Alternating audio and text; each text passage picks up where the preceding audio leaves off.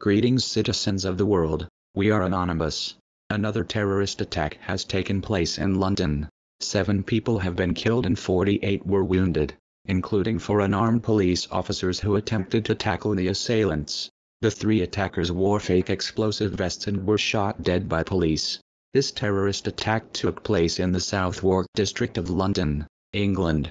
3 men drove a van into pedestrians on London Bridge, wielding knives. The men then left the van and went to the nearby Borough Market area, where they stabbed people in and around restaurants and pubs. The attackers were believed to be Islamist terrorists. This has been the 3rd attack so far in Great Britain in 2017. In March, 5 people were killed in a combined vehicle and knife attack at Westminster.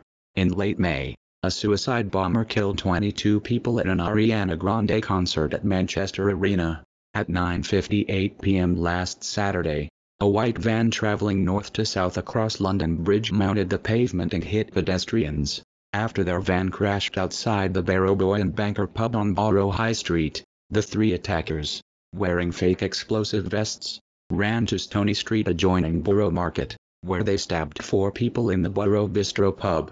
The attack occurred shortly after the incident on the bridge. Some pubgoers attempted to defend themselves by throwing bottles, chairs and other items. People in and around a number of other restaurants, including Brian Dyson, El Pastor, Roast, Black and Blue and the Wheatsheaf pub, were also attacked. A witness reported the attackers shouted, "This is for Allah."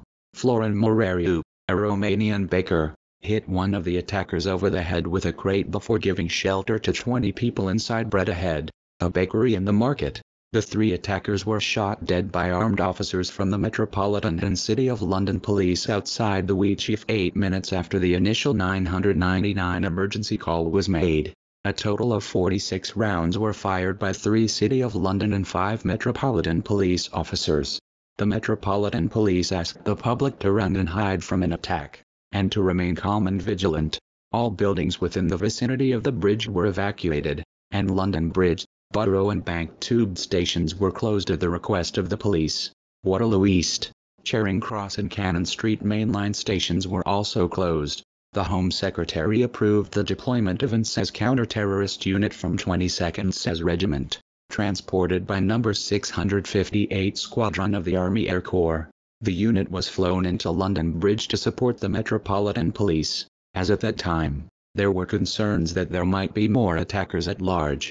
The Metropolitan Police Marine Policing Unit also dispatched boats on the River Ames, with assistance from the Royal National Lifeboat Institution, to contribute to the evacuation of the area and look for possible casualties fallen from the bridge.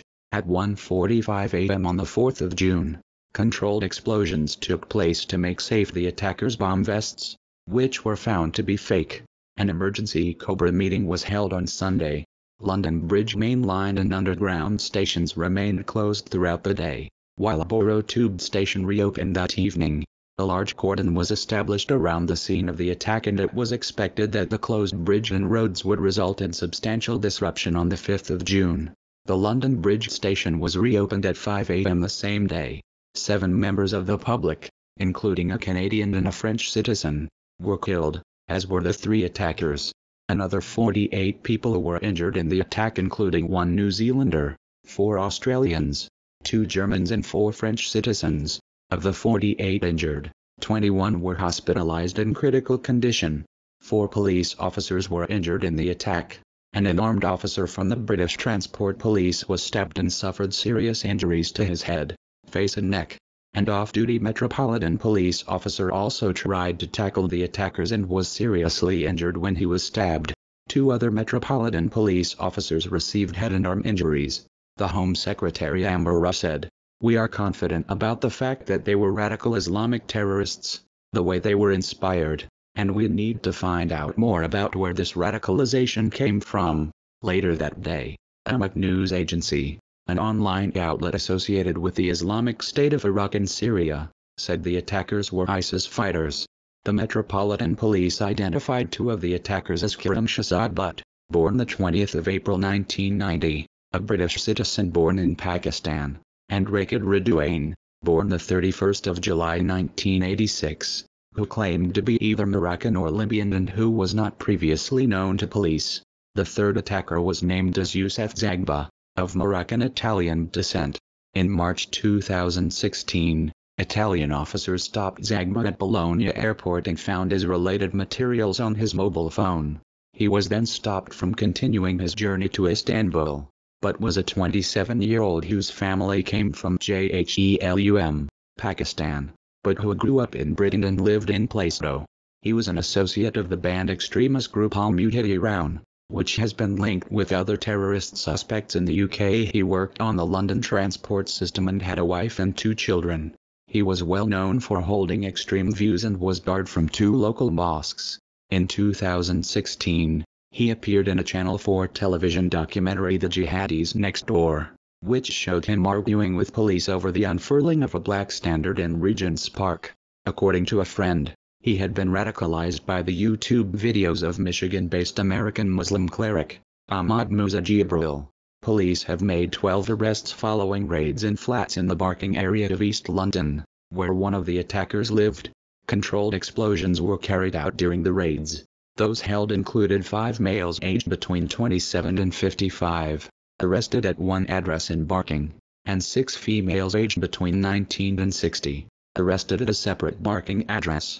One of the arrested males was subsequently released without charge.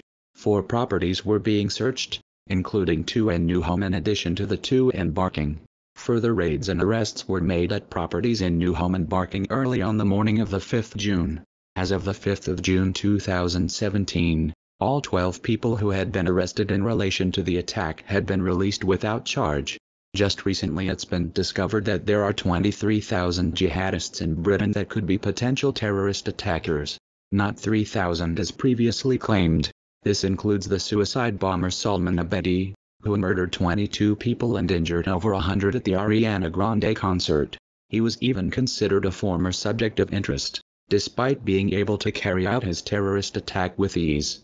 After all of this, Theresa May is still pushing for tighter internet regulations and in her own words wants to deprive the extremists of their safe spaces online. She is also saying that technology firms are not doing enough. May's stance on the role of the internet and social media in enabling radicalization was criticized by the Open Rights Group and the International Center for the Study of Radicalization and Political Violence. We believe that UK terrorism can be effectively stopped without bringing in stricter internet laws and would encourage everyone to get in contact with Open Rights Group, which is the UK's only digital campaigning organisation working to protect the rights to privacy and free speech online. We have provided a link in the video description where you can directly contact them from their website form. It should be easy to combat terrorism, but at the same time normal UK citizens shouldn't have their privacy and free speech rights stripped from them. Eventually this could lead to a non-free internet where everyone would have to tread lightly in case of upsetting people with the smallest thing that could be taken out of context, or based on certain political beliefs. We will be continuing our efforts to shut down terrorists online who are affiliated with ISIS, or any other organizations and lone wolves who decide to act on their own. We are anonymous. We are legion. We do not forgive. We do not forget. Expect us.